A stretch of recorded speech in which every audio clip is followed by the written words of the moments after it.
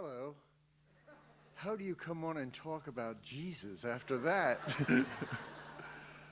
Although what I want to assure you is that the story is much more interesting and much different than you might have assumed.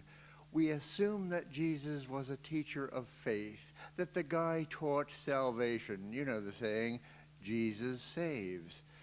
In fact, what archaeology, what historical studies are showing us is a much different portrait of both the individual person, Jesus, and also the teaching that he founded.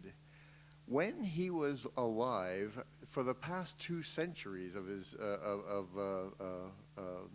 history in Judea, there had been a fascination with Greco-Roman culture. It was called Hellenism.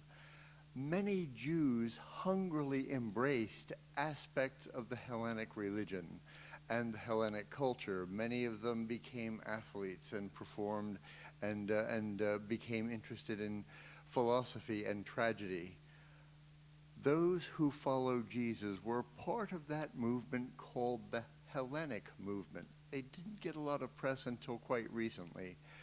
Many conservative Jews thought, well, they've abandoned Judaism for this very sort of New Age kind of thing. In fact, these Jews were doing what Jews had always done, and they were taking elements of new religions, refining them and incorporating them into their own teaching.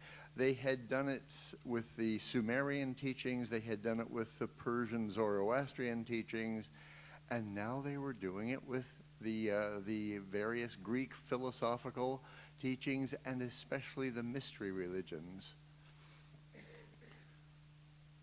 This is not to say that Judaism, that these Jews who embraced this, rejected Judaism, any more than the Jews 2,000 years later are Jews today who are overrepresented in the, say, American Buddhist community have stopped being Jews because they see themselves as Buddhists. They call themselves Jewboos. Out of this convergence of Judaism and Hellenism came a teaching called Gnosticism, described very briefly by Elaine Pagels. Not a religion of faith, but a religion of knowledge or wisdom, or the Greek word gnosis. Gnosis, she said, is not primarily rational knowledge. As Gnostics use the term, we could translate it as insight, for gnosis involves an intuitive process of self-knowledge. Yet to know oneself at the deepest level is simultaneously to know God. This is the secret of gnosis and Gnosticism. We'll be looking at the variants of Gnosticism that emerged after Jesus lived. We'll look at things that we've pretty much taken for granted. The guy was born of a virgin, unheard of in Judaism, happens every Thursday afternoon in Greek culture. He was crucified, died, buried, and was raised in 3 days, unheard of for a Jewish Messiah. Happens all the time among the mystery heroes like Osiris, Dionysus, Attis, Orpheus, and Asclepius. The Gnostic teaching went underground.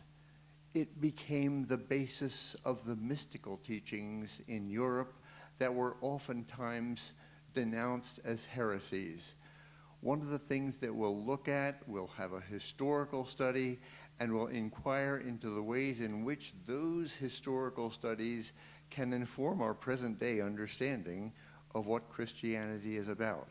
By the way, this is not a class in Christianity, it's a historical study. And interesting stuff. I hope I see you there. Yeah, great. Thank you, Bill.